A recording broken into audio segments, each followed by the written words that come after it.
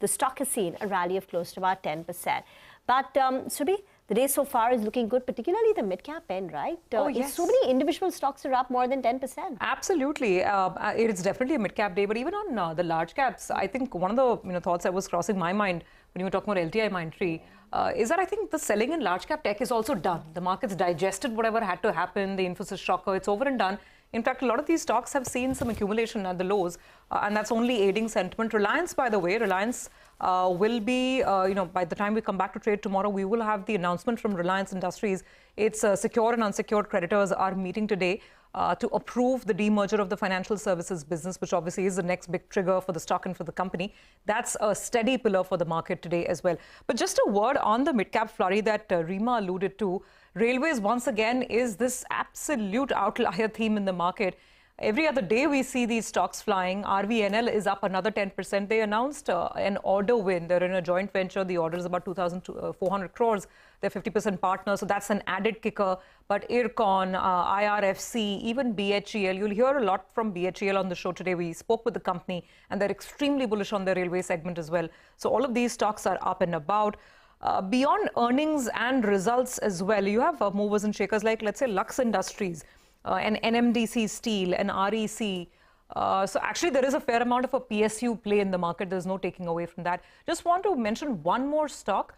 Those are some examples in terms of the mid-cap and small-cap action. One more stock, GNA Axles. In case you track this one and you are wondering why it's down, despite what seemed like a pretty solid fourth quarter, it's the commentary. The management, Mr. Singh, told us that the North American market has seen a little bit of a shakeout in the first quarter and demand is down 15%. They're hoping other segments will make up for it and second quarter onwards North America will revive. But that concern seems to be playing out on the stock. But otherwise, no complaints, Nigel. It's up and away and what, about 3.5% away from the all-time highs now.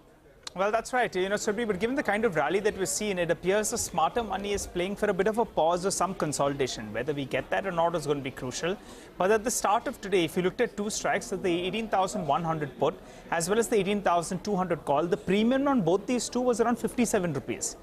So these writers, they're working for a bit of a band. On the upside, since the 18,200 call is getting written, they're working for that 18,260 odd level, holding out. That's on the upside. And on the downside, they're expecting this 18,040 odd level to hold out.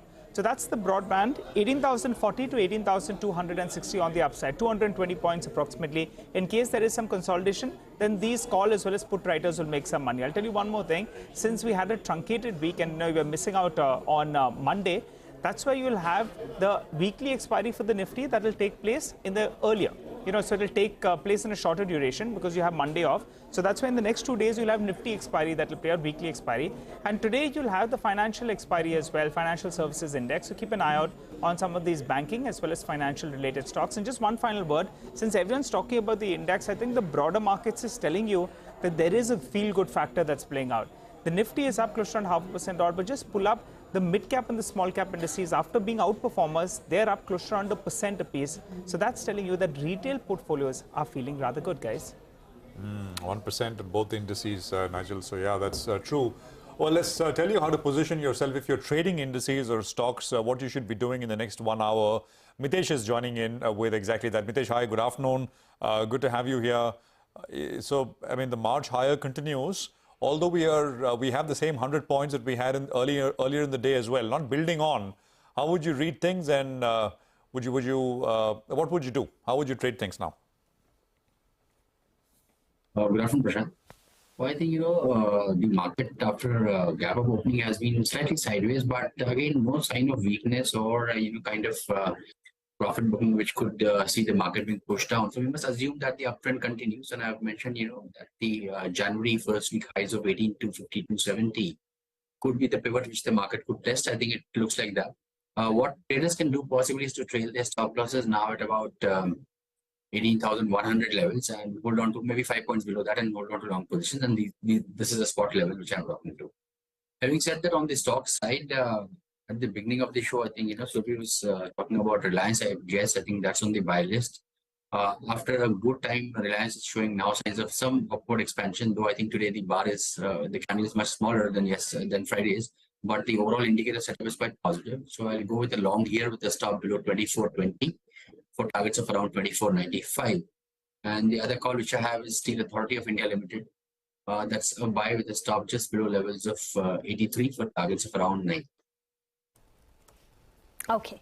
Thank you very much for that. Let's take stock then of the April auto sales numbers. Turned out to be a bit of a mixed bag. Hero MotoCorp under pressure. Eicher Motors, on the other hand, is leading with gains. Sonia is here with a recap. Sonia. Well, thanks a lot for that. It was indeed a mixed bag for the auto sector. So let me start with the good numbers. From the two-wheeler space, it was Eicher Motors and Bajaj Auto that did pretty well this time around. For Eicher Motors, both Royal Enfield and the commercial vehicle business were very strong, both seeing growth in excess of 18%. For Bajaj Auto, the stock in fact hit a fresh 52-week high after the domestic sales almost doubled on a year-on-year basis. However, exports continue to be under pressure and that dragged the overall figure. Now for Maruti as well, it was not a bad showing, just that it continues to be in single digits. So total growth of 6.5%, led by an 8.5% growth in the domestic business. Exports were under pressure, but the management said that that was just a shipment-related issue and there's no real concern in the export markets. On the downside, as you mentioned, Hero MotoCorp is one of the biggest Nifty losers because of a weak showing this time around. Not only were the numbers below street estimates, there's a steep fall of 5.5% that the company has seen at a time when its peers are reporting a growth in their numbers. Also, you had Tata Motors, very peculiar, at a time when peers like Ashok Leyland and Eicher have reported a good growth in their numbers. Tata Motors commercial vehicle sales were actually under pressure, total CV sales down 27%, and that dragged the overall performance with it. So this time around, you'd have to say it was a mixed bag from the auto pack. Back to you. Thank you very much for that, Sonia. Even Maruti, the management sounded a note of caution, indicated that the retail sales have been a bit muted. The dealer inventory levels have gone up, compared to what it was at the beginning of the year. But Dipan Mehta, director at Elixir Equities, is now with us. Dipan, on the road, it appears that there are a lot of Tata Motor vehicles, particularly on the EV front. So what explains this weakness that we've seen in the month of April? Do you think the best of the growth rates are behind? And anything that stands out for you in terms of the auto sales numbers as a trend, in terms of management commentary or numbers? Yeah, good afternoon, Nima. Thank you for finding it. So I think that you have that premiumization. I mean, if you see Maruti is among the better players, especially if you go deeper into Maruti's numbers, it is more the premium models which have shown the growth rates, and the entry-level models you are seeing year-on-year sharp decline in the volume production. So even if Maruti has a 6-7% of volume growth, the actual realization per vehicle sold will move up by at least 10-12% or so, and that's the story as far as Maruti is concerned. Eicher Motors, I think all the effort that they have put into expand the distribution network, that is now finally coming into play over there, and some amount of export benefit also, as all the exports were lower for this month. And I think Tata Motors is very difficult to understand why they should have lower sales in commercial vehicles. As I heard, that Ashok Leyland and the ECB have both done well, so maybe management needs to explain why this sharp reduction is there. But nonetheless, Tata Motors is all about JLR, and so long as JLR is running on growth engine, the company's financial performance is generally fine. But I'm pretty much, I would say, satisfied with numbers that come from the auto industry so far, and it does seem that partly base effect coming into play, and there could be some concerns because of higher interest rates. But I think if those headwinds are more or less tended to or try to recede over there, so you may see at least high single-digit type of volume growth, but the average realization per vehicle for the industry is going up phenomenally. Devan, just a brief comment on if you have any strong views, that is on the broader market itself. Not very far away from previous highs, but is it looking in a pretty strong shape for more meaningful gains, or it's going to be touch and reverse? What's your sense? 19,000 in May. That's the target. It's possible. The news flow on the corporate results front is exceptionally good. Larger companies, index components have really delivered, with the exception maybe Infosys. And so far, whatever numbers I have seen, except for one or two companies, you're getting more ideas to buy than disappointment. So very optimistic on the market. I think if you have a little bit of push coming in from the FII, then you could easily see another 1,000-point rally in the next 2-4 weeks or so. 19,000, Depan, in May. So no sell in May and go away. It's stay in May and make some hay. Perhaps that's the new theory, right? In case it plays out. Okay, stay on, Deepan. We'll have more questions for you. Another big theme, obviously, we're tracking in the market is this mega move in railway stocks. It's almost on a daily basis. Stocks like RVNL, of course, defying gravity. The kicker actually perhaps came in also from our conversation with BHEL today, because the BHEL management told us that there are at least 2 more large tenders in the pipeline from the Railway Ministry this year itself. And in any case, some of the other stocks, not necessarily in the same space as a BHEL or a RVNL on the wagon side, even some of the others are up and about. Vivek, take it away. These stocks have been the big stars of 2023 so far. Well, you're absolutely right. And as you mentioned, the real kicker has been the fact that it's been the Vande Bharat tendering activity that's come to fruition that's actually aiding the gains as far as, these listed rail PSUs as well as, some of the private companies are concerned. Now, number one, the Vande Bharat opportunity in itself is quite significant. The first ordering activity of 200 train sets was close to 24,000 crore, which included both the delivery of the train sets as well as operation and maintenance activities. Now, what we understand is that there are going to be 2 more Vande Bharat tendering that will happen in the next couple of years. So another 400 train sets is what the government is likely to order, which is what is actually keeping the street quite optimistic as far as the order book prospects of these rail PSUs are concerned. Now, when you're talking about 2 specific names, RVNL as well as BHEL, remember RVNL emerged as the L1 or the lowest bidder in the first tranche of the Vande Bharat bidding. And along with that, the company also recently got upgraded to a Navratna status, which basically means that the company has increased independence in making capex plans. Now, when it comes to BHEL, we had the management on our channel today. So what the company told us was that along with being quite aggressive in Vande Bharat tendering, also what they're going to do is going forward, 50% of their order book is going to be from non-par segment, so which again is a significant kicker as far as BHEL itself is concerned. Now, talking about the stock movement of these companies in 2023, the relative underperformers have been IRCTC, IRFC and RailTel. But have a look at both of the stocks that have got the Vande Bharat order. RVNL up 73% in 2023. Titagar Wagons up 49%, BHEL again a relative underperformer 3% higher only. But also along with that, names like RITES up 19% and IRCON up almost 38%. So really the rail stocks have completely outperformed as far as 2023 is concerned. The railways is looking at a complete overhaul of the signaling system. And there also we have started development work. We are looking to take a foothold in that market also. What the railways are doing is they are clubbing their requirements, they're coming out with mega tenders. And the last 2 tenders have been in the similar range also. So I think there will be another another 2 tenders in this year, and there's more later on. Stock like RVNL is up 250% in the last 1 year. IRCON is up 100%. Even this year, the gains for stock like IRCON are phenomenal. I think 70-75% higher. Deepan, no one's doubting the opportunity. I think what the managements are telling us and the pace of ordering from the railways is, no one's denying any of that.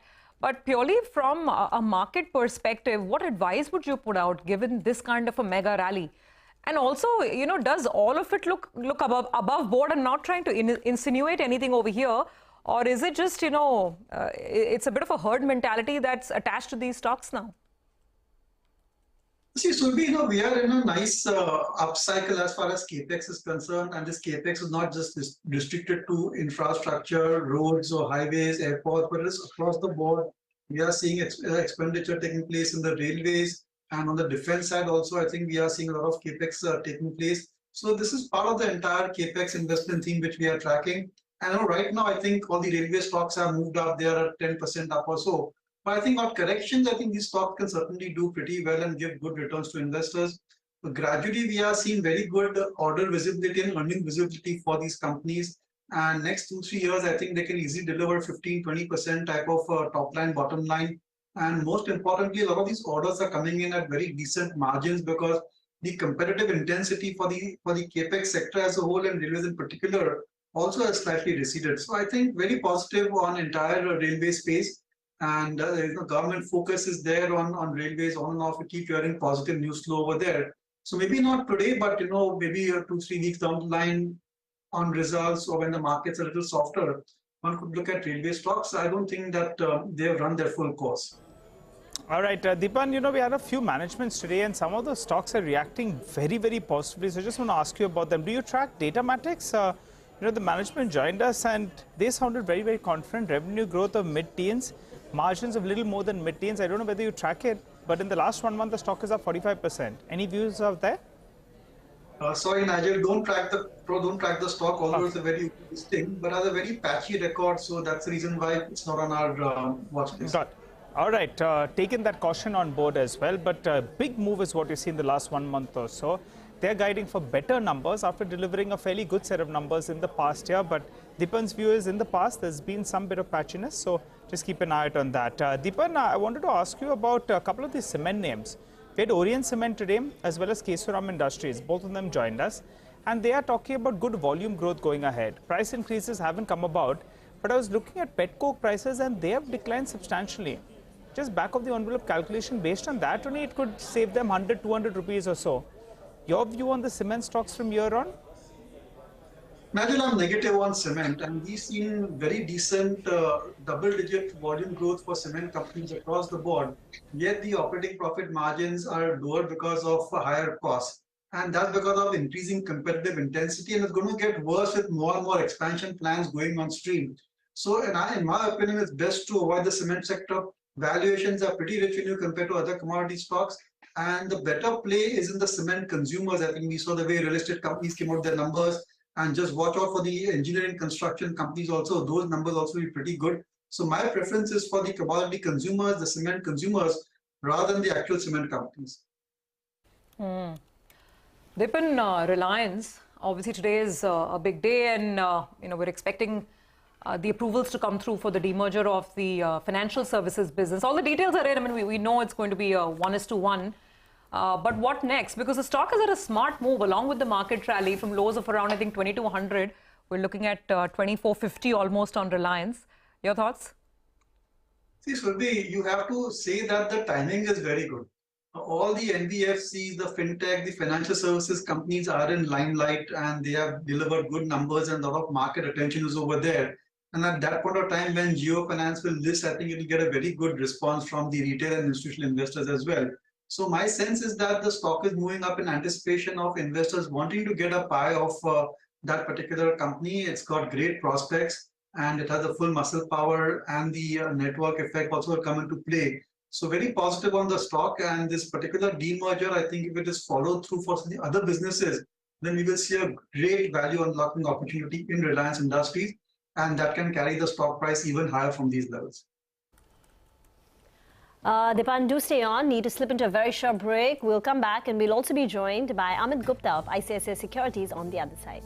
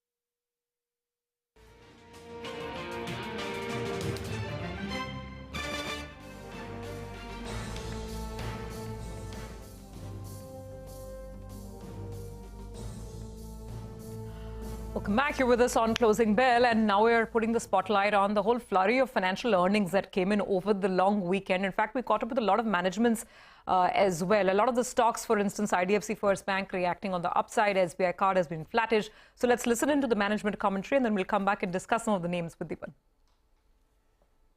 Going forward, the credit cost will continue to be the major focus, and we are pretty confident of holding it around 1.5 to 2% range. That's exactly the going forward plan of action. I have 517 branches. Both put together, we will be in a range of opening around 60 to 75 branches during this year.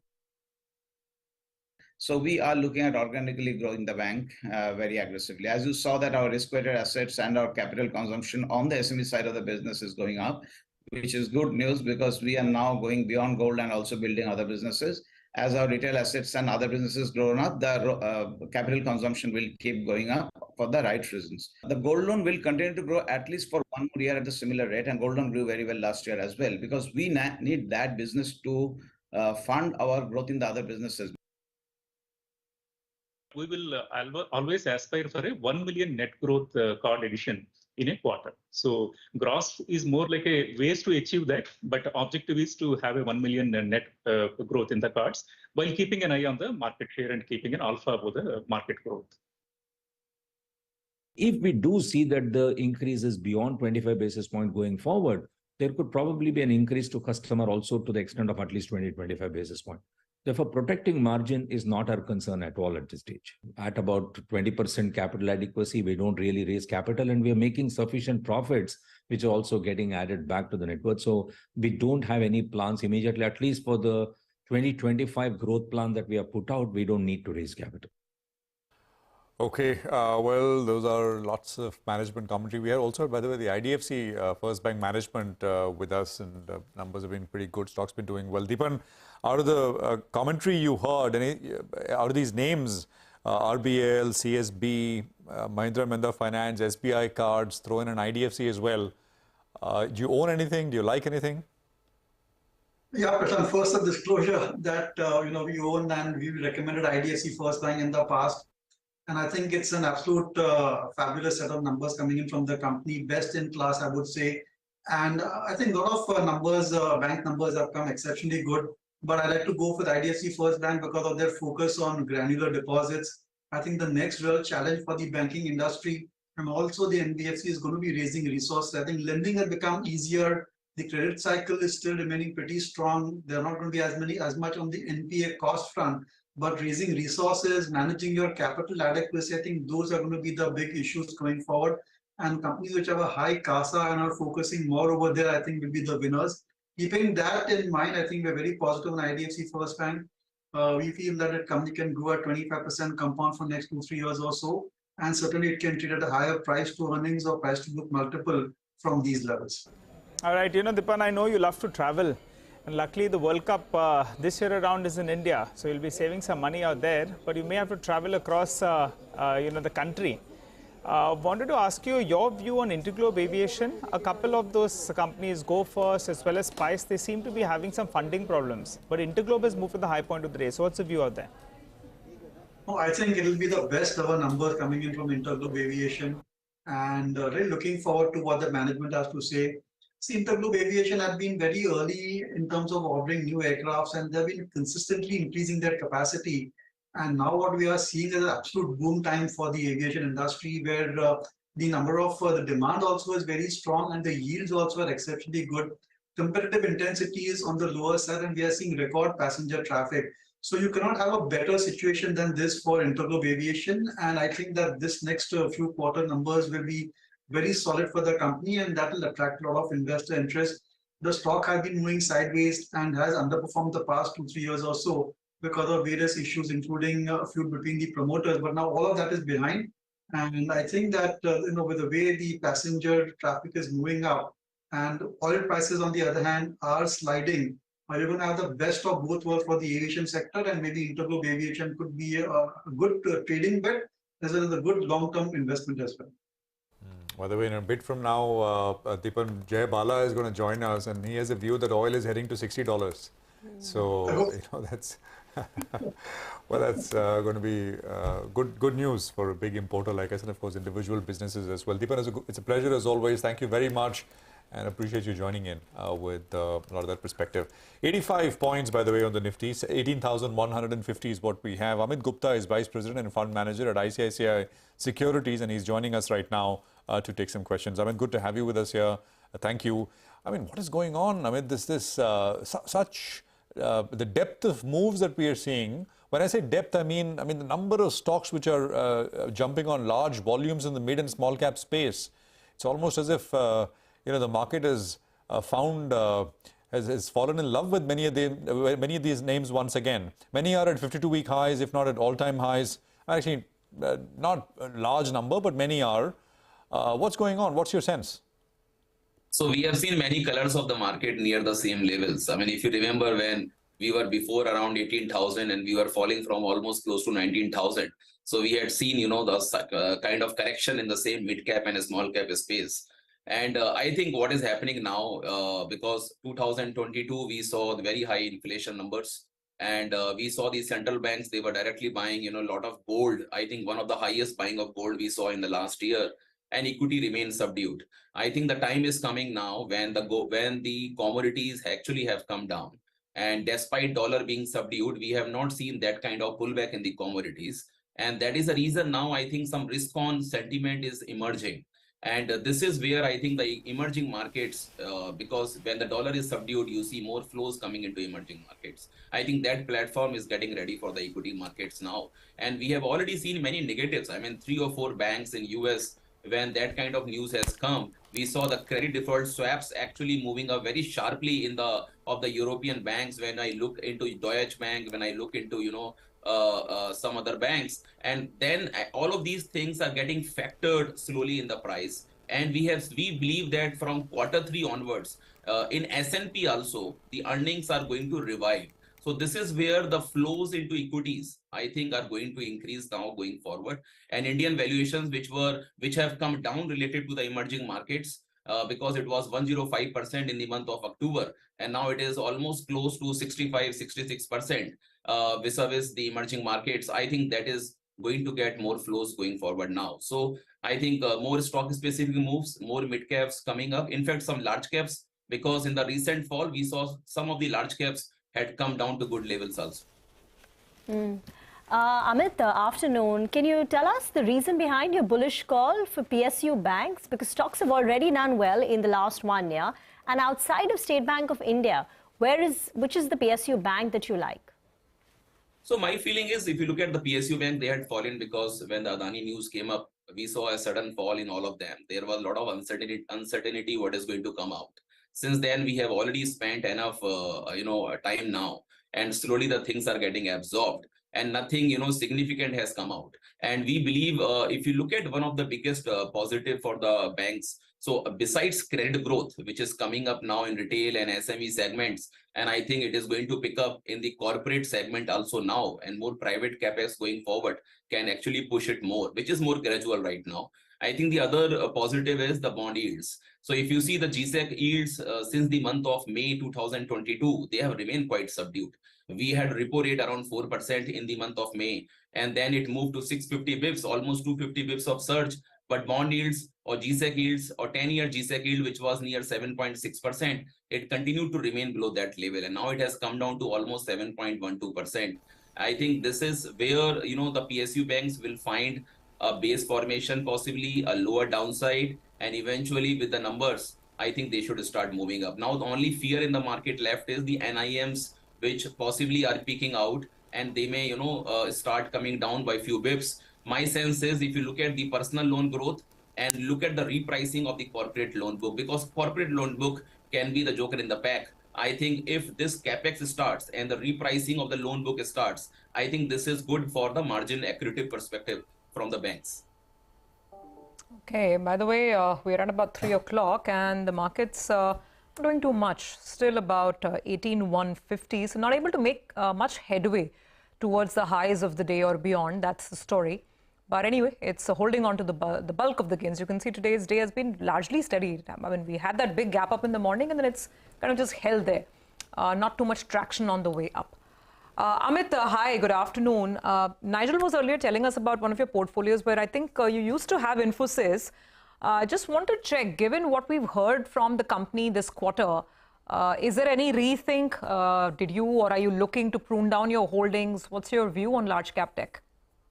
So no major rethinking on the IT pack yet, and no major downsizing also now, because I think the valuations have come to be better. 1200 I think is a good level for Infosys now, whatever we think of. I think many things are getting factored. Yes, we are seeing the hiring pickup now. If that starts, I think the stock also will start finding its momentum. I think the next big thing is going to be how the earnings are going to shape up in S&P, because there are three major segments. One is BFSI, the other is retail, the third is the high-end technology. All these three contribute a lot to the IT companies, particularly from the North America. And I think if the S&P numbers starts recovering from these three segments, it is possible that IT will also find some solace at these levels. There may not be a very sharp pullback, but I think a good support from Nasdaq and possibly from these earnings, I think can limit the downside now for these stocks. So no major downsizing now from our side in the IT pack.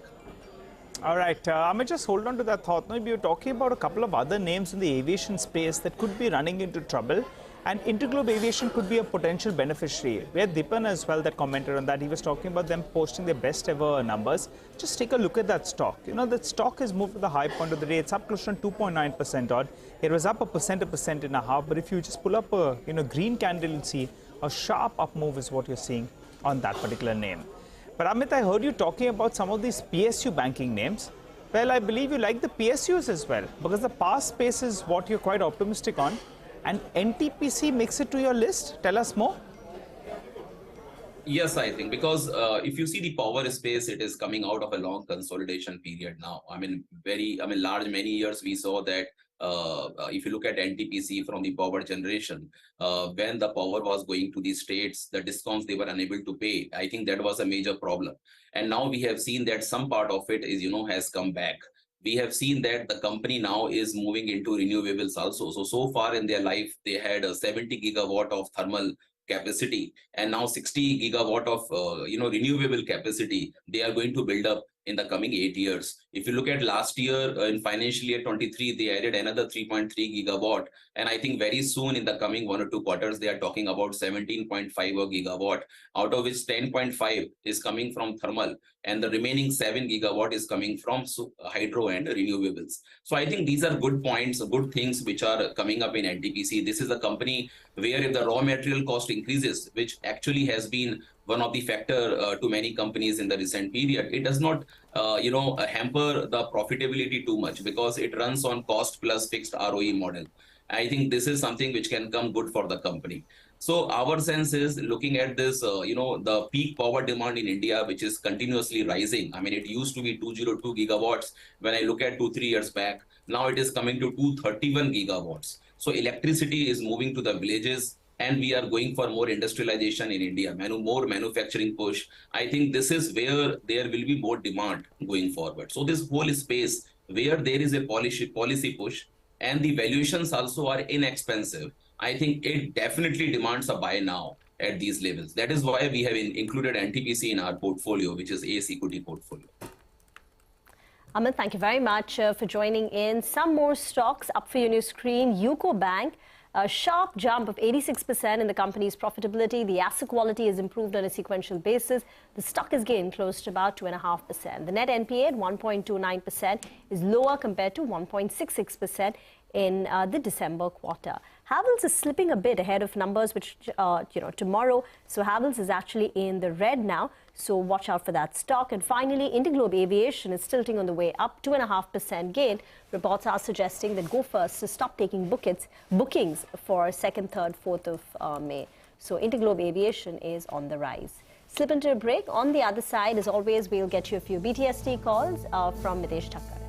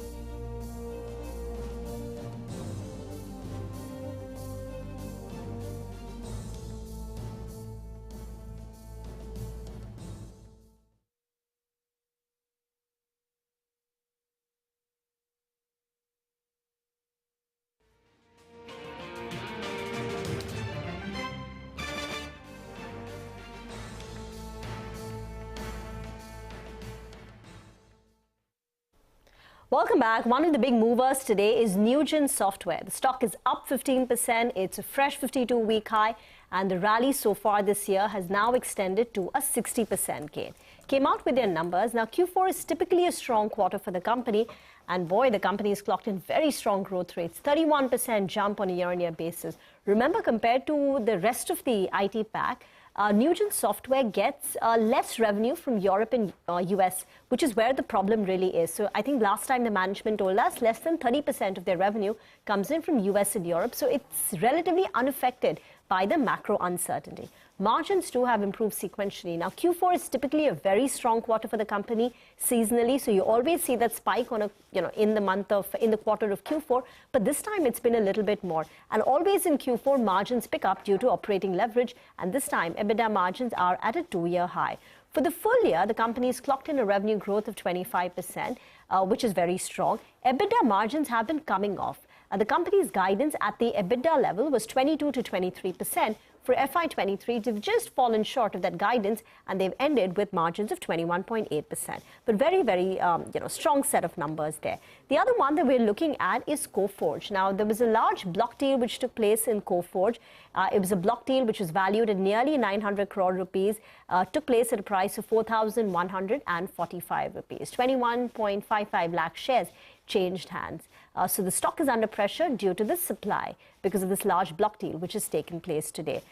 We don't know officially who the buyer or the seller is, but it could be, that's what we've picked up, it could be Bearings. Now, Bearings is the promoter entity of Coforge. They've been consistently selling their stake in Coforge. It's a PE company. They had gotten in at a low price, and for the last many quarters now, they've been selling their stake.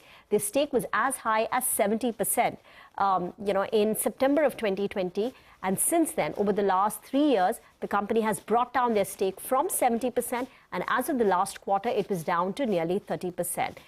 So now that the Q4 earnings are good, the numbers were actually fairly good, and Coforge stock also went up post those numbers. We've seen a block deal. Now we'll wait for the details in the block and bulk deal, who the seller is, but it could be Bearings because that's one entity which has been selling stake in Coforge. But let's get you a few Nigel, you wanted to say something? Yeah, no, I also wanted the BTST ideas, Rima. So, we were heading in the same direction. So let's get in Mitesh then. Mitesh, before we get to that, I just wanted to highlight the Nifty Financial Services Index. That's the one that plays out the weekly expiry. So just pull out the intraday chart. That's come off a little bit from the top. That's why the Nifty, from being up more than 110 points odd, it's come off a wee bit from the high point of the day. So just keep an eye out on the Nifty Financial Services Index out there. Mitesh, but what are the ideas you have for us? Rima was eager. Me too. Tell us more. Yeah. So I have a BTSC on NTPC. See, after giving a correction, it's bounced back strongly today, gap up, and then closing near the day's high. Keep a stop at 174.5. Look for a target of around 179, and the other one is ONGC, and both these stocks have been doing very well. ONGC making a fresh swing high with volumes today. BTST here with the stop at 162.5 for targets of 167.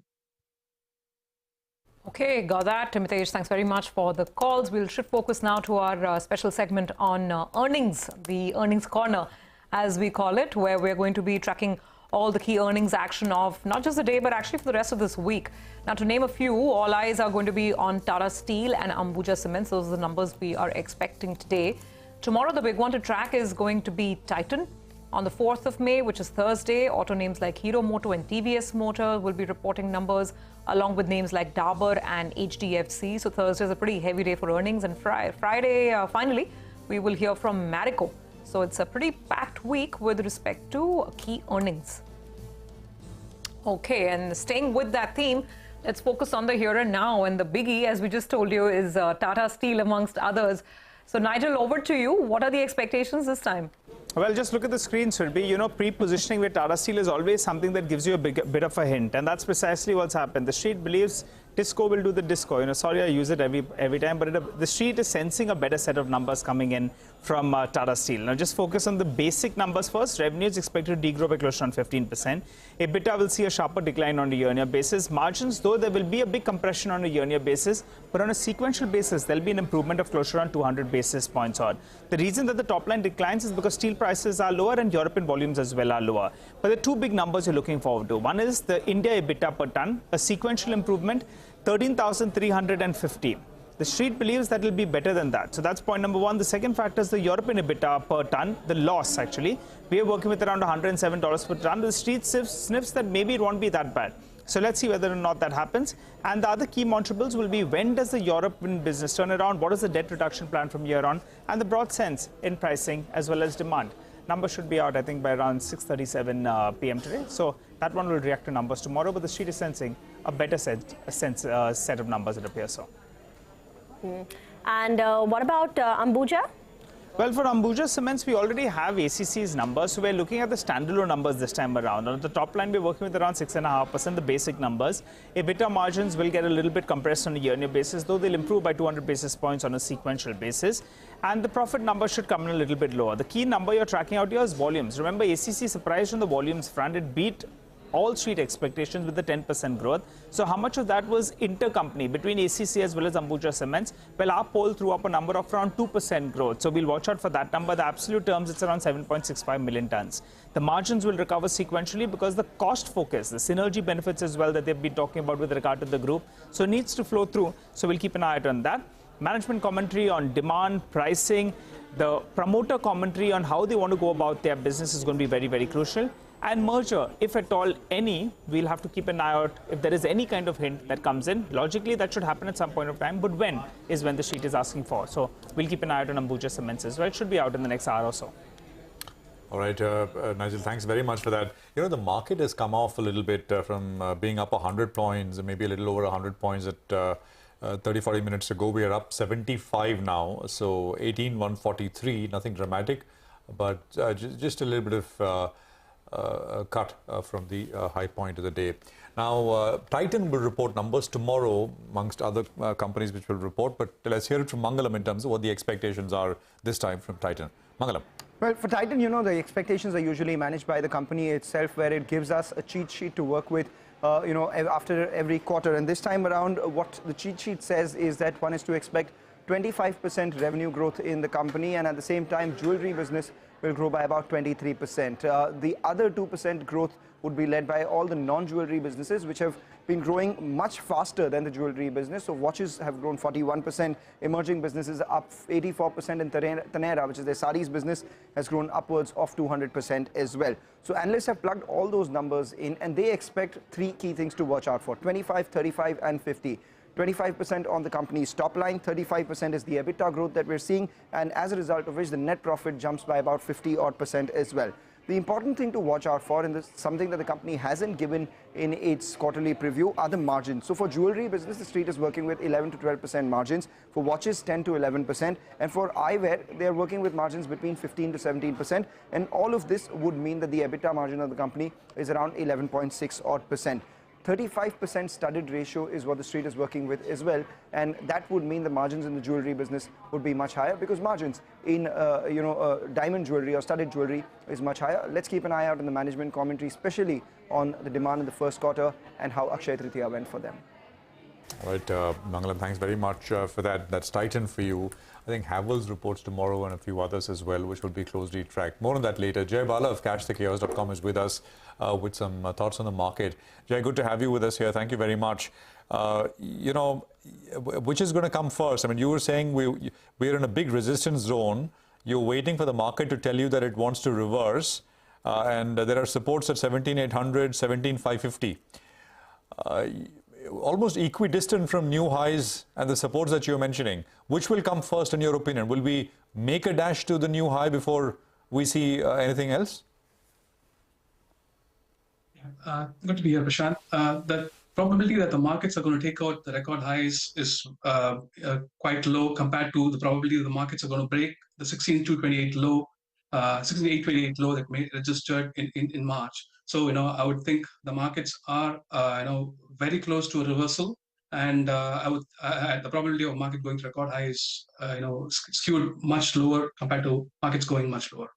Okay, all right, Jay. So if we pull back, what level do we pull back to? And also the Nifty Bank. Now that's been a star performer. How are you seeing that one shaping up? Because buy on dip has really worked out there. Levels you're tracking. Yeah, the bull bear divide for the Nifty Bank index is 41,900.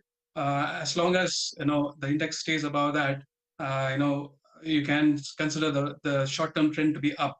But SBI has come to a very critical juncture. We're just waiting for a reversal to come through. There is some weakness visible in private banking space. Axis, ICICI.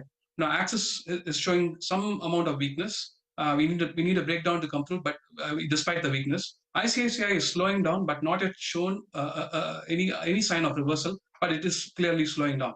But the key is going to be SBI. If SBI were to trade below 560, 557, then there is a probability that that's going to lead the a down move for the banking sector. But as long as 41,900 is maintained, we don't consider the banking sector negatively yet. Okay, that's on the banking sector. What about Reliance? Jay, hi, Surabhi here, afternoon. What about Reliance? I mean, I was just noticing that along with the rest of the market, it's managed to creep up. I mean, 2,200 somewhere in early March. Now we're looking at 2,400 plus. Does it inspire any confidence? See, the very long-term picture for Reliance is, it's probably done a complete cycle from 1998. It's too long to discuss at this point. But I'll say from the short-term point, if 2290 is maintained, 2320 to 2290 is maintained, I think it's okay. But to me, the bounce from the recent low in March looks like a corrective rally. So it's not going to lead the markets much higher. What about IT? Many believe that the IT index per se made a near-term low on the day of Infosys numbers.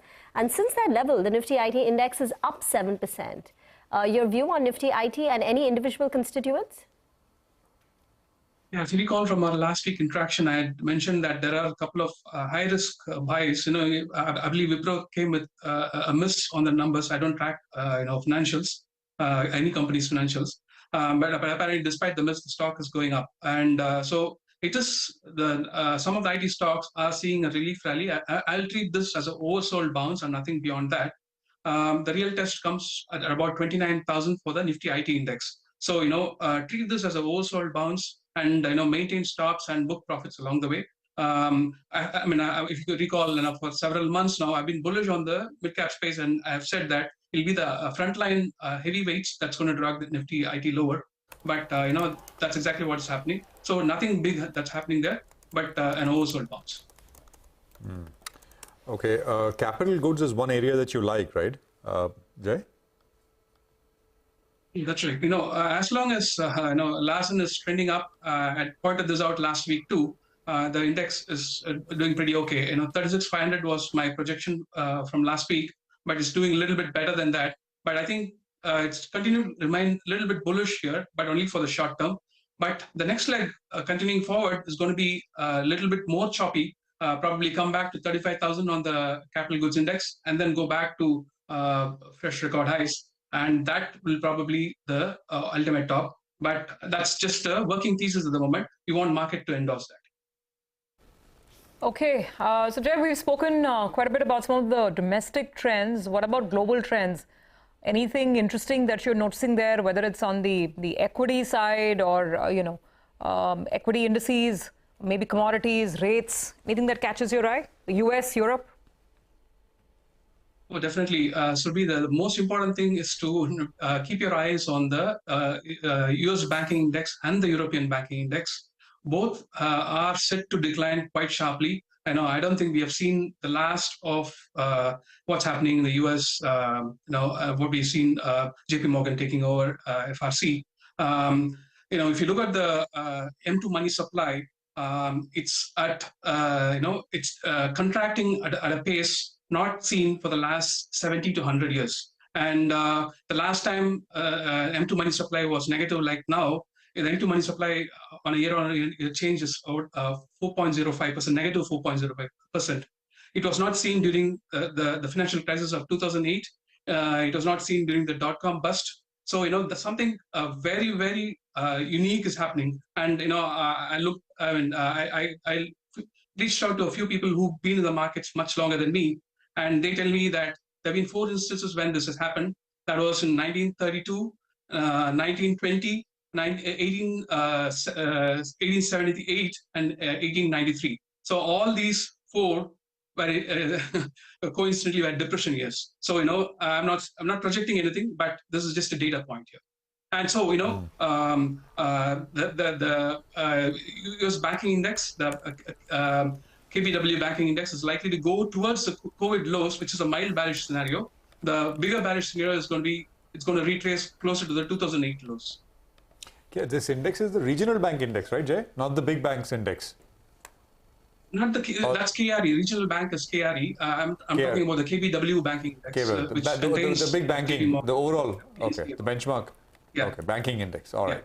You're saying that should that eventually heads back to COVID lows. All right. Fair enough. We'll leave it there, Jay. Thank you very much for joining us. Good speaking with you, and it's always a pleasure. Jay, overall, basically still cautious, saying that the market's now in a very strong resistance kind of zone, and it's time for a reversal once again. He says the likelihood of the market making new highs, which is, right around the corner, according to him, still remains low. We'll take a break here. More on the other side. Coming up, 3 minutes to market close as well.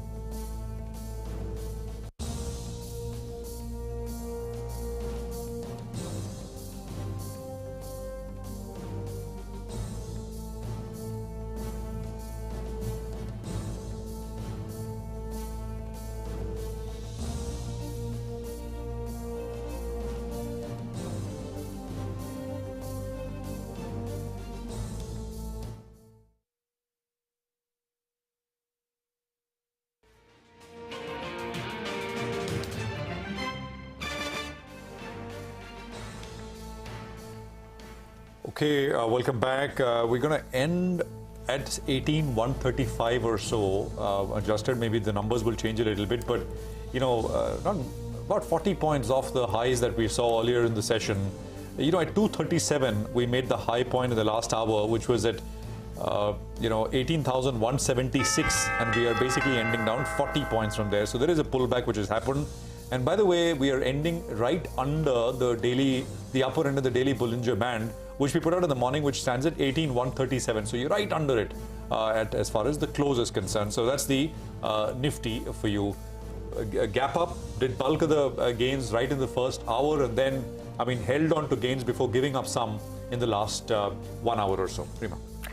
Well, by the end of it, the index is up close to about 1/3 of a percentage point. Mid-caps did well. The mid-caps outperform in terms of sectors. The Nifty Metal Index, IT Index, both saw gains of over 1%.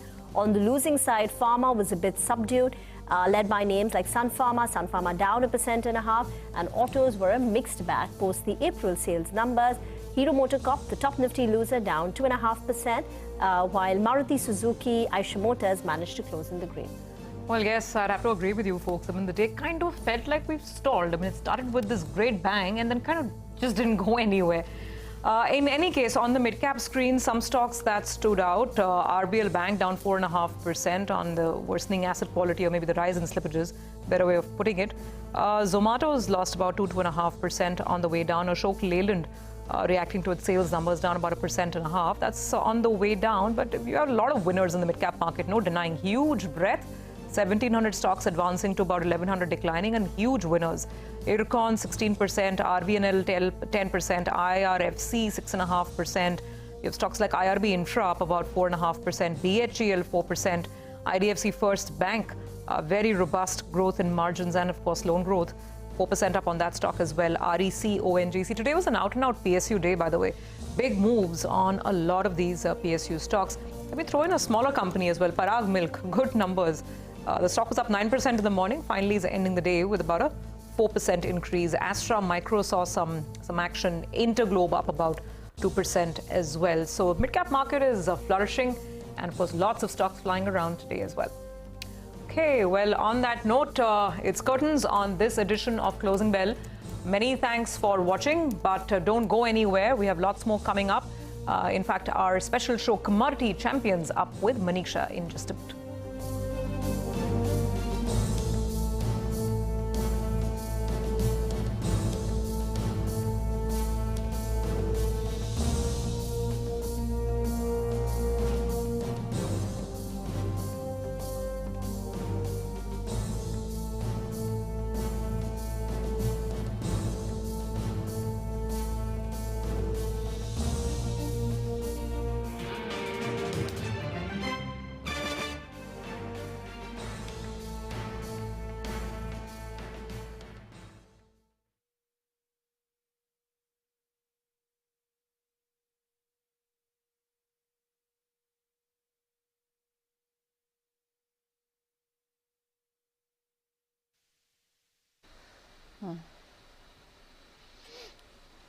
Okay.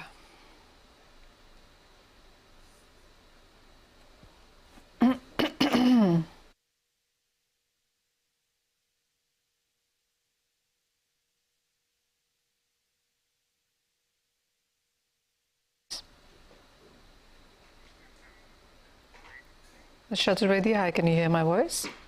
Yes, absolutely, loud and clear.